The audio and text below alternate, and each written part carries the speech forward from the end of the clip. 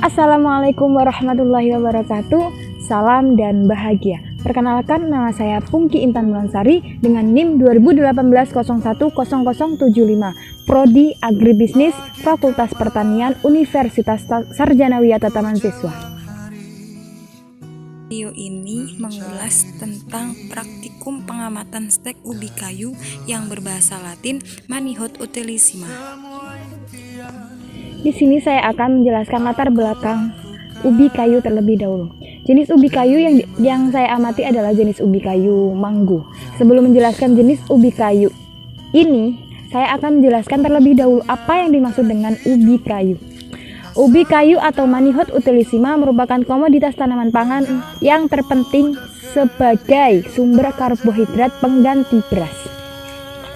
Cara pembudidayaannya pun dapat dengan mudah dilakukan, yaitu dengan melakukan perbanyakan dengan cara stek batang yang berasal dari batang panenan sebelumnya, di mana pembudidayaan ini akan menciptakan jumlah tunas yang akan tumbuh di bagian batang tanaman ubi kayu.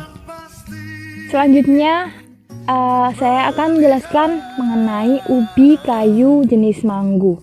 Ubi kayu jenis manggu ini memiliki produktivitas tinggi karena tanpa perawatan saja dapat menghasilkan produksi 3 kg umbi per batang tanaman. Dengan teknis budidaya intensif, ubi kayu jenis manggu ini dapat menghasilkan minimal 10 kg per batang tanaman atau 100 ton per hektar dengan populasi 10.000 tanaman. Umbi dapat dipanen pada umur 8-10 bulan pasca tanam dan memiliki kadar pati tinggi 27-35% sehingga berpotensi sebagai bahan sip gaplek, tepung tapioka, dan tepung mokaf atau pengganti gandum. Selanjutnya saya akan menjelaskan mengenai pembudidayaan tanaman ubi kayu ini. Yang pertama, siapkan tanah dan pupuk kandang serta batang ubi kayu yang akan ditanam. Yang kedua, masukkan bahan-bahan tersebut ke dalam wadah yang telah disediakan. Yang ketiga, tancapkan batang tersebut ke dalam wadah yang berisi tanah dan pupuk. Yang keempat, tekan-tekan tanah agar padat. Yang kelima, siramlah, lalu lakukan perawatan dengan rutin.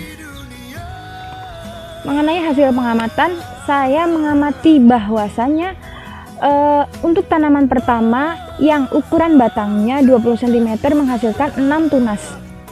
Dan untuk tanaman kedua yang ukuran batangnya 30 cm menghasilkan 6 tunas juga. Bisa dilihat perbedaan antara kedua tanaman tersebut di gambar samping. Berdasarkan pengamatan yang telah saya lakukan, setelah 6 minggu sesudah penanaman, diperoleh wadah 1 dengan batang berukuran 20 cm menghasilkan 6 tunas dan wadah 2 dengan batang berukuran 30 cm menghasilkan 6 tunas juga.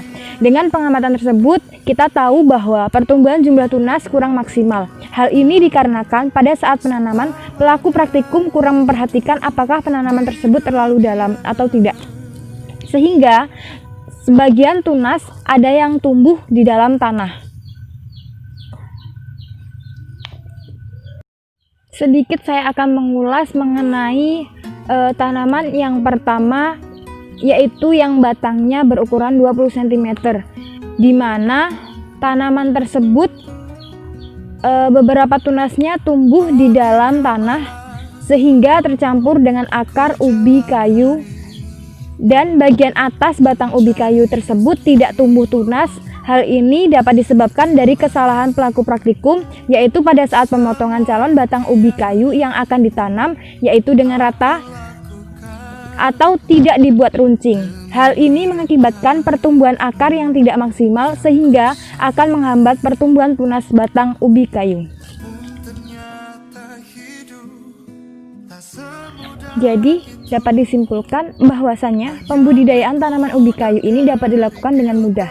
Tetapi, tetap harus memperhatikan cara menanam yang baik dengan memperhatikan pemotongan bibit sampai pada perawatan tanaman dan perlunya ketelitian dalam memilih bibit yang unggul sehingga dapat menghasilkan produksi yang maksimum.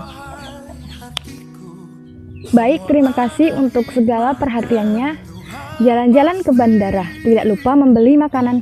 Demikian laporan praktikum dari saya. Jika banyak kesalahan mohon dimaafkan. Wassalamualaikum warahmatullahi wabarakatuh. Salam. hidup